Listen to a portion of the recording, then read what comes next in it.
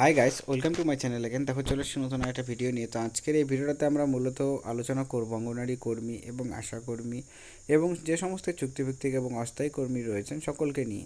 এখানে যে বিষয়টা সবচেয়ে উল্লেখযোগ্যভাবে উঠে আসছে সেটা হচ্ছে যে 5 লক্ষ টাকা করে এককালীন কর্মীরা পেয়ে যেতে চলেছেন। তো এটা একটা অবাস্তব কর্মীদের মনে হতে পারে যে এককালীন 5 লক্ষ টাকা কীভাবে করে কর্মীরা পেতে চলেছেন। তো এই বিষয়টাই আমরা ডিটেলস আলোচনা করব যে অঙ্গনওয়াড়ি এবং আশাকর্মীদের যে 5 লক্ষ টাকা করে দেওয়ার কথা, তো সেটা কিসের টাকা এবং কবে থেকে দেওয়া হতে পারে এবং এর জন্য কর্মীদের কি করতে হবে, ঠিক আছে। তো সমস্ত তথ্যগুলো এই ভিডিওতে আলোচনা করব এবং এছাড়াও স্মার্টফোনের যে 10,000 টাকা করে দেওয়া হবে বলা হয়েছিল রিভাইস নোটিফিকেশনে, যে সমস্ত অঙ্গনওয়াড়ি এবং আশাকর্মীদের যেহেতু মোবাইল রিলেটেড কাজ অনেকগুলো করতে হচ্ছে, যেমন অঙ্গনওয়াড়ি কর্মীদের যদি বলা হয় তাহলে পোষণ টাকার অ্যাপসের মধ্যে কর্মীদের কাজ করতে হচ্ছে এবং পোষণ টাকার অ্যাপসের লেটেস্ট আপডেটও এসছে, তোমরা অবশ্যই সেটার আপডেটটা করে নেবে পোষণ টাকার অ্যাপসের মধ্যে।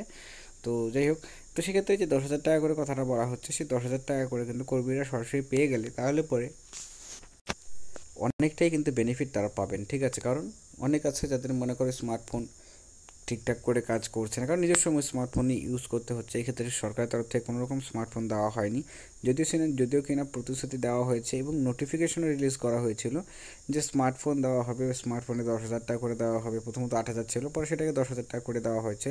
কিন্তু তারপর থেকে কিন্তু কর্মীদের এখনও পর্যন্ত সেই স্মার্টফোনের টাকা তারা কিন্তু হাতে পাননি। তো সেক্ষেত্রে এটাও কবে দেওয়া হবে, এটারও একটা লেটেস্ট আপডেট উঠে আসছে, সেটা আমরা ভিডিওতে আলোচনা করব এবং এছাড়াও এই 5 লক্ষ টাকার নিয়মটা সেটাও ডিটেলস আলোচনা করবো এবং কবে থেকে কর্মীরা পেতে চলেছেন এবং কিসের টাকা, সমস্ত তথ্য আলোচনা করব। তাই ভিডিও শেষ পর্যন্ত দেখবে এবং দেখার পর নিজের মতামত অবশ্যই জানাবে। যদি ভিডিওটা ভালো লাগে লাইক করবে, চ্যানেল নতুন থাকে চ্যানেলকে সাবস্ক্রাইব অবশ্যই করবে এরকম ভিডিওসগুলো সবার প্রথম পাওয়ার জন্য। তো চলো সময় নষ্ট না করে মেন বিষয়টা ভিডিওতে আলোচনা করা যাক। সো প্রথমত বলে দিচ্ছি যে এখানে 5 লক্ষ টাকা করে কথা বলা হচ্ছে, যে এটা হচ্ছে তোমাদের রিটায়ারমেন্টের পরে যে টাকাটা, ঠিক আছে, মানে গ্র্যাচুইটি টাকা বলতে পারো।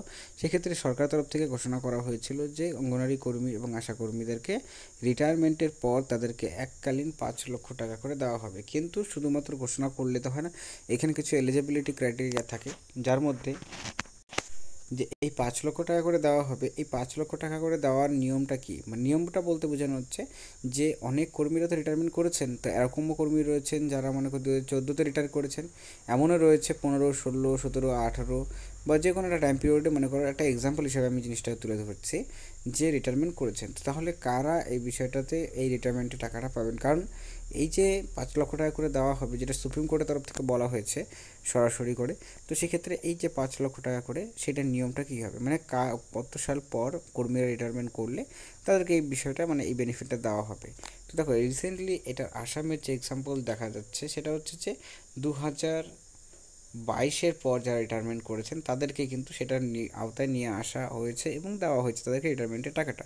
তো সেক্ষেত্রে পশ্চিমবঙ্গে কি এই সেম নিয়ম ফলো হবে? তো দেখো সেম নিয়ম ফলো হওয়ার সম্ভাবনা অবশ্যই রয়েছে, কারণ অন্যান্য রাজ্যতে যেরকম করে নিয়মগুলো চলছে, মানে অঙ্গনওয়াড়ি কর্মীদের সেই সিমিলার টাইপেরই কিন্তু নিয়ম বাকি রাজ্যগুলোতেও অবশ্যই সেটা থাকে।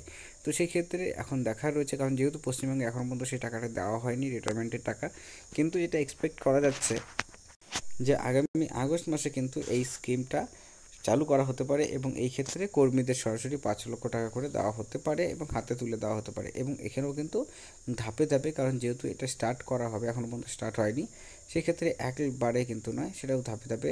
কারণ আমরা দেখেছি অন্য রাজ্যতে যেখানে প্রথমত 80 জন 90 জনকে দেওয়া হয়েছে এবং ফার্স্ট স্লটে, এবং তারপর বাকিদের কিন্তু দেওয়া হয়েছে। তো সেক্ষেত্রে পশ্চিমবঙ্গে আগস্ট মাসে যদি দেওয়া হয়ে থাকে তাহলে পরে অবশ্যই যারা 2022-এর পর রিটায়ারমেন্ট করেছেন তাদের বেনিফিটটা তারা কিন্তু পেয়ে যেতে চলেছেন এককালীন 5 লক্ষ টাকা করে, ঠিক আছে। আর যে বিষয়টা সবচেয়ে ইম্পর্ট্যান্ট, যে এখানে নিয়মটা কী থাকতে পারে, তো এখানে নিয়মটাই হচ্ছে যে 2022-এর পর যারা রিটায়ারমেন্ট করেছেন তারা এই বেনিফিটটা পেয়ে যেতে চলেছেন।